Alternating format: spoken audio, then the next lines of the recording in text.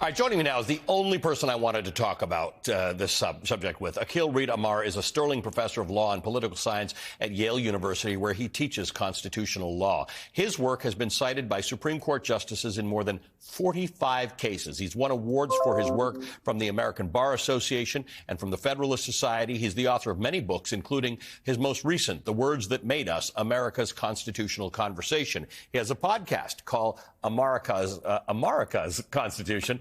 Professor Akhil Reed Amar, thank you, my friend, for joining us this morning. It's an honor to be with you. Thank you.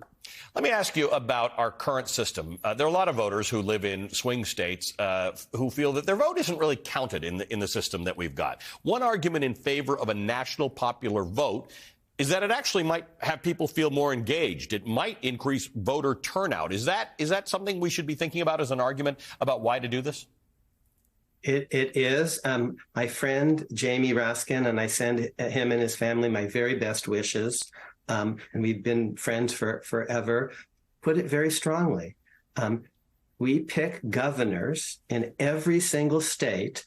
One person, one vote. Whoever gets the most votes wins. There's one state where you have to have a majority rather than a plurality, but it's just one person, one vote. That's how we pick governors, and governors are mini presidents. It's also how we pick senators and mayors. And so that's the strong argument for the thing. It's just a basic idea of equality, one person, one vote, which works very well elsewhere. Now, there are arguments for the Electoral College, and we can talk about them as well. It's not a slam dunk. Yeah, okay, so you laid this out. In preparing for this interview, my producer listened to you talk about what are, in your view, the key arguments for and against the Electoral College. As you said, your number one argument for direct election is equality.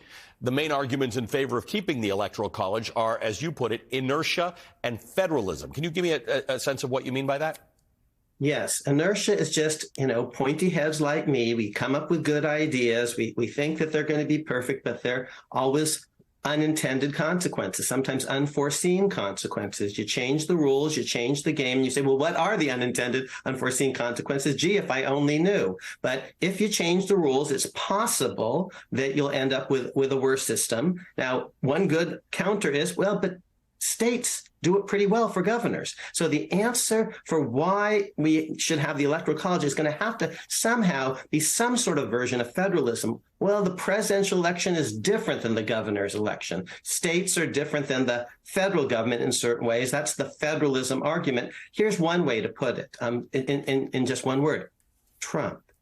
Do you want to trust the federal government to run a national presidential election? Because if Trump had been in control of a national election about whether he was going to be chosen for another 4 years, he would have had a lot more power than in a decentralized system where he has to try to lean on Raffensperger over here and someone else in Georgia and someone else over there in Arizona and someone else in Pennsylvania.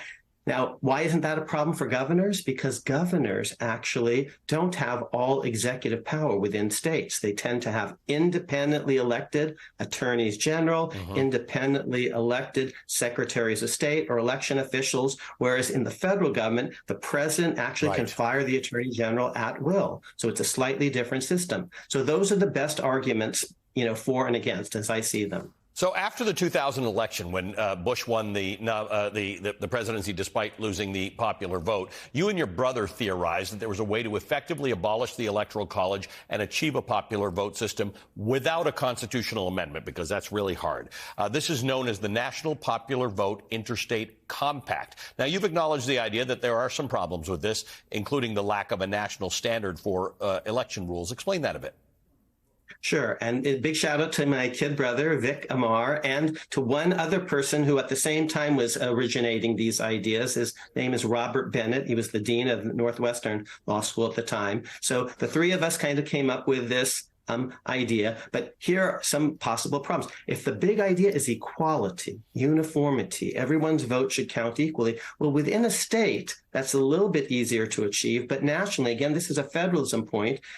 It might be complicated because suppose California says, hey, we're going to let more people vote. Now, in general, you might think this is a good thing, getting more people in the system. We're going to let 17-year-olds vote. And so then Texas says, hey, we're going to let 16-year-olds vote. And then Arkansas comes along and says, hey, we're going to let dogs vote. And you're going to need, in order for this to work, national uniformity of standards of a sort that we haven't had before. Right. Someone's going to need to administer all of that. That's frankly going to need to be a certain kind of national bureaucracy of a certain sort. And who's going to control that? Would it be the president? That would be very dangerous in his own reelection. So there are some things that actually to be worked out. The National Popular Vote Interstate Compact tries to do some of these things without a constitutional amendment because it's so hard. That's the Birch-Bayh point you alluded to before. But some states are going to resist. And suppose they actually refuse to do a recount. Suppose it's very overwhelming in a given state who won, but the national vote is really, really close. And in order to get it right, we want a national recount. And some states say we're not going to do that. So there are these complexities in any workaround, truth be told. But the strong argument in favor is simply the basic idea that in America, every vote should count equally. It's a compelling vision.